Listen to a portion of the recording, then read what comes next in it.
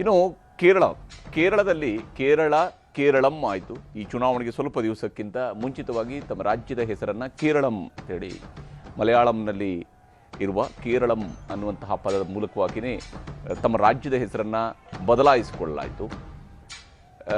ವಿಶೇಷವಾಗಿ LDF versus UDFನ ರಣಕಣ ಅದು. 1980ರಿಂದ ಕೇರಳದ ಇತಿಹಾಸವನ್ನು ನೋಡ್ತಾ ಹೋದರೆ ಪ್ರತಿ 5 ವರ್ಷಕ್ಕೊಮ್ಮೆ ಅಧಿಕಾರದ ಬದಲಾವಣೆಗಳನ್ನು ಮಾಡ್ತಾ ಬಂದಿರುವಂಥದ್ದು ಇದೆ.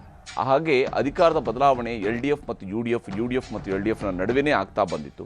ಆದರೆ ಕಳೆದ ಬಾರಿಯ ಚುನಾವಣೆಯಲ್ಲಿ ಪಿಣರಾಯಿ ವಿಜಯನ್ ಅವರ ನಾಯಕತ್ವ ಯಾವ ಸ್ವರೂಪದಲ್ಲಿ ಕೋವಿಡ್ ಸಂದರ್ಭದಲ್ಲೇ ಎದುರಾಗಿರುವಂತಹ ಸಂಕಷ್ಟಗಳನ್ನು ಎದುರಿಸಿತ್ತು ಅನ್ನುವಂತಹ ವಿಚಾರಕ್ಕೆ ಸಂಬಂಧಪಟ್ಟಂತೆ ಬಹುಶಃ ಕೇರಳದ ಜನ ಮತ ಹಾಕಿದರು. ಇದು ಬಹಳ ದೊಡ್ಡದಾಗಿ ಆ ಸಂಕಷ್ಟದ ಸನ್ನಿವೇಶದಲ್ಲಿ ಆಡಳಿತವನ್ನು ನಿಭಾಯಿಸಿದಂತಹ ರೀತಿಗೆ ಸಿಕ್ಕಿದಂತಹ ಮಾರ್ಕ್ಸ್ ಅಂತೇಳಿ ಪರಿಗಣಿಸಬೇಕಾಗಿರುವಂಥದ್ದು. ಯಾಕಂದರೆ 2020-21ರ ನಡುವೆ ಇಡೀ ದೇಶದಲ್ಲಿ ಅತಿ ಹೆಚ್ಚು ಪ್ರಮಾಣದಲ್ಲಿ ಕೋವಿಡ್ ಸೋಂಕಿತರು ಕಂಡು ಬಂದಿದ್ದು ಕೇರಳದಲ್ಲಿ. ಅದಕ್ಕೆ ಕಾರಣ ಏನಂದರೆ ಕೇರಳಂನಲ್ಲಿ ಮಾತ್ರನೇ ಅತಿ ಹೆಚ್ಚು ಟೆಸ್ಟಿಂಗನ್ನು ಕೂಡ ಮಾಡಿದ್ದು. ಅಷ್ಟರ ಮಟ್ಟಿಗೆ ಟೆಸ್ಟಿಂಗ್ ಮಾಡಿ ರೋಗಿಗಳನ್ನು ಪತ್ತೆ ಹಚ್ಚಿ ರೋಗವನ್ನು ತಡೆಯೋದಕ್ಕೆ ಬೇಕಂತ ಪ್ರಯತ್ನ ಮಾಡಿದ್ದು ಅವತ್ತು ಪ್ಲಸ್ ಆಯಿತು. ಎರಡನೇ ಅವಧಿಯ ಸರ್ಕಾರ ನಡೆಸುವಾಗ ಪಿಣರಾಯಿ ವಿಜಯನ್ ತನ್ನ ಇಡೀ ಕ್ಯಾಬಿನೆಟನ್ನು ಬದಲಿಸಿದಂಥ ರೀತಿಯ ಬಗ್ಗೆ ಅನೇಕ ಟೀಕೆ ಅವರ ಪಕ್ಷದ ಒಳಗಿಂದಲೂ ಬಂತು, ಹೊರಗಿಂದ ಯಥಾಪ್ರಕಾರ ಬಂದಿದ್ದೇ ಇತ್ತು. ಆದರೆ ಕಳೆದ 5 ವರ್ಷಗಳಲ್ಲೂ ಕೂಡ ಪಿಣರಾಯಿ ವಿಜಯನ್ ತನ್ನದೇ ಆದಂತಹ ಶೈಲಿಯ ರಾಜಕಾರಣವನ್ನು ಕೇರಳಂಗೆ ಪರಿಚಯಿಸಿದ್ದಾರೆ. UDF ಬಾಗಿಲು ಬಡಿತಾ ಇತ್ತು, ಅಧಿಕಾರವನ್ನು ನಮಗೆ ತೆಗೆದುಕೊಳ್ಬೇಕು ಅಂತೇಳಿ. UDF ಈ ಬಾರಿಯ ಚುನಾವಣೆಯಲ್ಲಿ ಎಷ್ಟರ ಮಟ್ಟಿಗೆ ಗೆಲುವನ್ನು ದಾಖಲಿಸ್ಕೊಳ್ಳೋದಕ್ಕೆ ಸಾಧ್ಯ ಆಗುತ್ತೆ ಅನ್ನುವಂತಹ ಕುತೂಹಲ ಇದ್ದೇ ಇದೆ ಕೇರಳದ ವಿಚಾರಕ್ಕೆ. ಮತ್ತು ಅಸ್ಸಾಂನಲ್ಲೂ ಕೂಡ ಅಷ್ಟೇ ಹಿಮಂತ್ ಬಿಸ್ವಾ ಶರ್ಮಾ ವರ್ಸಸ್ ಕಾಂಗ್ರೆಸ್ ನಡೆದಿರುವಂತಹ ಫೈಟಲ್ಲಿ ಹಿಮಂತ್ ಬಿಸ್ವಾ ಶರ್ಮಾ ಅವರ ಪತ್ನಿಯ ನ್ಯಾಷನಾಲಿಟಿ ವಿಚಾರವನ್ನು ಇಟ್ಕೊಂಡು ಕೂಡ ಕಾಂಗ್ರೆಸ್ ದಾಖಲೆಗಳನ್ನು ಮುಂದಿಟ್ಟುಕೊಂಡು ಟೀಕೆಯನ್ನು ಮಾಡ್ತು, ಹೋರಾಟವನ್ನು ನಡೆಸ್ತು. ರಾಜಕೀಯದ ಜಿದ್ದಾಜಿದ್ದಿ ಬಹಳ ತೀವ್ರ ಮಟ್ಟಕ್ಕೆ ಹೋಗಿದ್ದು ಅಸ್ಸಾಂನಲ್ಲಿ. ಈ ಬಾರಿ ಕಳೆದ 2 ಬಾರಿ ಅವಧಿಗಳಲ್ಲಿ ಗೆದ್ದಿರುವಂತಹ ಭಾರತೀಯ ಜನತಾ ಪಕ್ಷ 3ನೇ ಬಾರಿಯೂ ಕೂಡ ಗೆಲ್ಲುತ್ತಾ, ಅಥವಾ ಹಿಂದೆ ಸತತವಾಗಿ ಗೆದ್ದಂಥ ಕಾಂಗ್ರೆಸ್ ಗೊಗೋಯ್ ಅವರ ನೇತೃತ್ವದಲ್ಲಿ ಎಷ್ಟರ ಮಟ್ಟಿಗೆ ಅಧಿಕಾರವನ್ನು ಹಿಡಿಯೋದಕ್ಕೆ ಸಾಧ್ಯ ಆಗುತ್ತೆ ಅನ್ನೋ ಕುತೂಹಲ ಇದ್ದೇ ಇದೆ. ಹಾಗೆಯೇ ಪುದುಚೇರಿ, ಸಣ್ಣ ರಾಜ್ಯ ಆಗಿರುವಂತಹ ಪುದುಚೇರಿಯಲ್ಲಿ ಈ ಬಾರಿಯ ಚುನಾವಣೆಯ ಪ್ರಚಾರ, ಚುನಾವಣೆಯ ಅಬ್ಬರ ಯಾವ ಸ್ವರೂಪದಲ್ಲಿ ಇತ್ತು ಅನ್ನೋದನ್ನು ಒಂದು ವರದಿ ಮೂಲಕ ತೋರಿಸ್ತೀವಿ.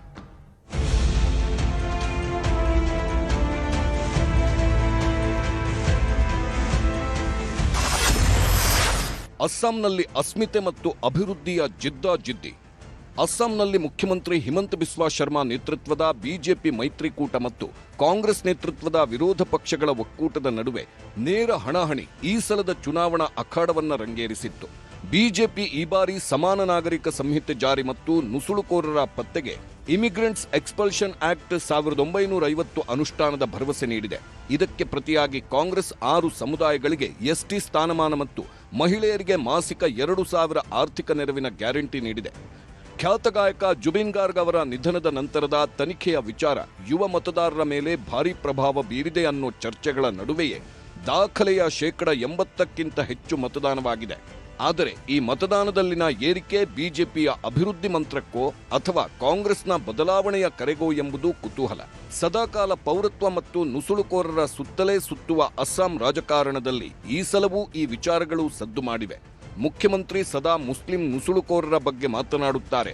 ಈಗ ಅವರ ಪತ್ನಿಯೇ ವಿದೇಶಿ ಪಾಸ್ಪೋರ್ಟ್ ಹೊಂದಿದ್ದಾರೆ ಎಂಬ ಆರೋಪವನ್ನ ಹೊತ್ತು ತಂತು Congress. Well, I know. I saw what they've said, but I want to ask them: are they denying that they have no property in Dubai? Are they denying that they have no company in America? Are they denying that they have no shell companies anywhere in the world? हमारा साथ तो झूठ मूठ का काम किया. पवन खेरा को मैं पवन पेरा बना दूंगा, आप चिंता मत करो. ಅಲ್ಲದೆ ಬಿಜೆಪಿಯ ಕ್ಲೀನ್ ಇಮೇಜ್ಗೆ ಧಕ್ಕೆ ಮಾಡೋ ತಂತ್ರಗಾರಿಕೆಯನ್ನು ಕಾಂಗ್ರೆಸ್ ಪ್ರಯೋಗಿಸಿದೆ. ಹಿಮಂತ್ ದೇಶದಲ್ಲೇ ಅತಿ ಭ್ರಷ್ಟ ಮುಖ್ಯಮಂತ್ರಿ ಅನ್ನೋದು ಈ ಸಲ ಕಾಂಗ್ರೆಸ್ ಚುನಾವಣಾ ವಸ್ತುವಾಗಿತ್ತು. ದೇವರ ನಾಡಲ್ಲಿ ಮತಾಶೀರ್ವಾದ ಯಾರಿಗೆ? ಕೇರಳಂ ರಾಜಕಾರಣದಲ್ಲಿ ಈ ಬಾರಿ ಇತಿಹಾಸ ಸೃಷ್ಟಿಯಾಗುತ್ತಾ ಎಂಬ ಪ್ರಶ್ನೆ ಎದ್ದಿದೆ. ಪಿಣರಾಯಿ ವಿಜಯನ್ ನೇತೃತ್ವದ ಎಡರಂಗ ಸತತ 3ನೇ ಬಾರಿಗೆ ಅಧಿಕಾರ ಹಿಡಿಯುವ ಹ್ಯಾಟ್ರಿಕ್ ಕನಸು ಕಾಣುತ್ತಿದೆ. ಸರ್ಕಾರದ ಜನಪರ ಯೋಜನೆಗಳು ಮತ್ತು ಕೇರಳಂ ಮಾಡೆಲ್ ಪಿಣರಾಯಿ ಪ್ರಮುಖ ಅಸ್ತ್ರ. ಇತ್ತ ಕಾಂಗ್ರೆಸ್ ನೇತೃತ್ವದ ಯುಡಿಎಫ್ ಕಳೆದ 1 ದಶಕದಿಂದ ಅನುಭವಿಸುತ್ತಿರುವ ಅಧಿಕಾರದ ಬರವನ್ನ ನೀಗಿಸಿಕೊಳ್ಳಲು ತುಡಿಯುತ್ತಿದೆ. ಶಬರಿಮಲೆ ವಿವಾದ ಮತ್ತು ಸರ್ಕಾರದ ಮೇಲಿನ ಭ್ರಷ್ಟಾಚಾರದ ಆರೋಪಗಳನ್ನ ಯುಡಿಎಫ್ ಎತ್ತಿ ಹಿಡಿದಿದೆ. ಬಿಜೆಪಿಯು ಕೇರಳಂನಲ್ಲಿ ತನ್ನ ಮತ ಪ್ರಮಾಣವನ್ನು ಹೆಚ್ಚಿಸಿಕೊಳ್ಳುವತ್ತ ಗಮನಹರಿಸಿದ್ದು ಕೆಲವು ಕ್ಷೇತ್ರಗಳಲ್ಲಿ ತ್ರಿಕೋನ ಸ್ಪರ್ಧೆ ನೀಡಿದೆ.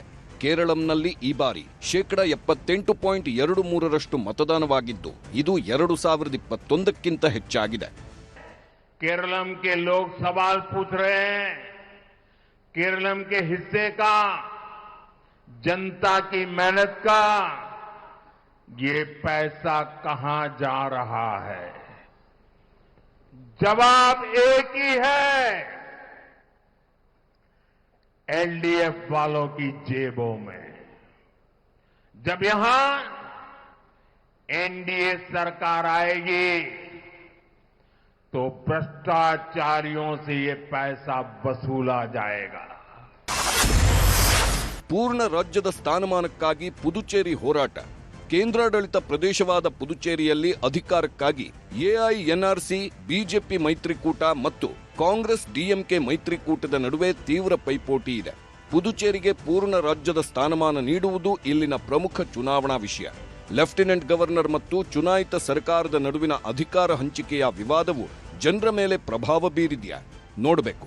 ಪುದುಚೇರಿಯಲ್ಲಿ ಈ ಬಾರಿ ಅತಿ ಹೆಚ್ಚು ಅಂದ್ರೆ 89.87% मतदानವಾಗಿದ್ದು ಇದು ಕೇಂದ್ರಾಡಳಿತ ಪ್ರದೇಶದ ಇತಿಹಾಸದಲ್ಲೇ ಅತ್ಯಧಿಕವಾಗಿದೆ.